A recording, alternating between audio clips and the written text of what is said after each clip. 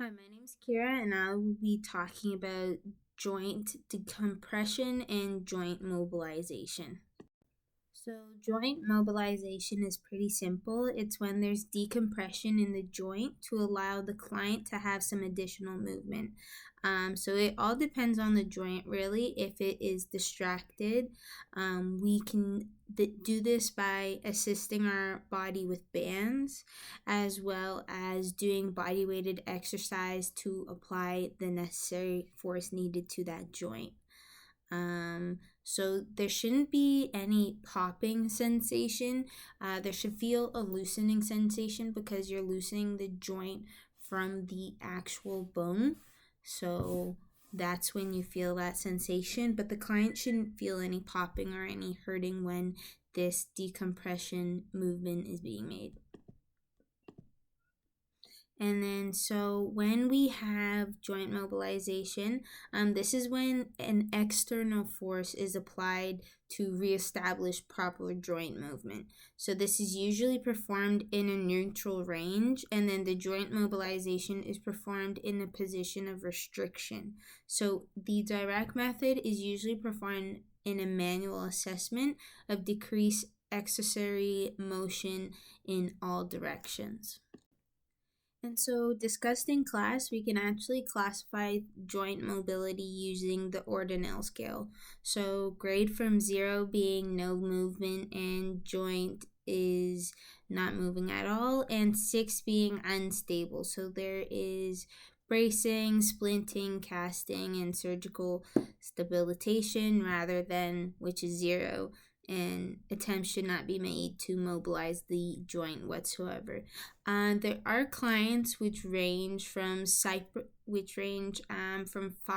to 5, which is 4 slightly hypermobile and flat 5, which is extremely mobile. And so those usually, for example, when a client has are able to extend their elbow further than 180 degrees, or they're able to bend their knee fully back. Those are ways that they can be slightly or extremely hypermobile. In those cases, there has to be adjustments to your decompression and your mobilization, because in fact too much mobilization or too much decompression to these joints when you have these clients could actually do harm to these clients and could actually hurt them over time. So in this clip, I'll be demonstrating joint distraction. So what you'll want is a band and roughly a sturdy bar. You're going to tie the band around the bar nice and tight.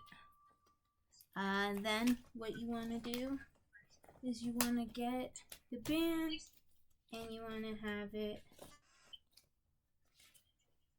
just on top of your foot with your foot in dorsiflexion. You want to go until you feel a little compression in your ankle. Notice how my feet are up into the ceiling. Sorry if you see the toes, but this is where you get the best angle of where to put the band and where the joint distraction is taking place. And then after, you can relax and go back to the band. So this is my ankle normal. And then this is it when I'm doing the distraction. And so, speaking back on that demonstration, we have 2 articles I just want to talk about. So Matthew C. Hoch, he actually wrote an article about a 2-week joint mobilization intervention where he saw drastic improvement in range of motion, dynamic balance with chronic ankle instability. And so what he did is he had to actually do distraction over a long period of time and do it on a certain angle of the ankle. Regarding another one, we have Woude, the last name, and he talks about knee distraction. And so this is also regarding the knee, different from the ankle. So with the knee, he had to actually do this over a longer period of time because it's a lot more delicate. You have a lot more tendons and ligaments around that area, so that area is a lot more fragile and needs to be worked upon a long period of time. Both of these articles support my facts, and I just wanted to talk about joint distraction and mobilization, and thank you for watching.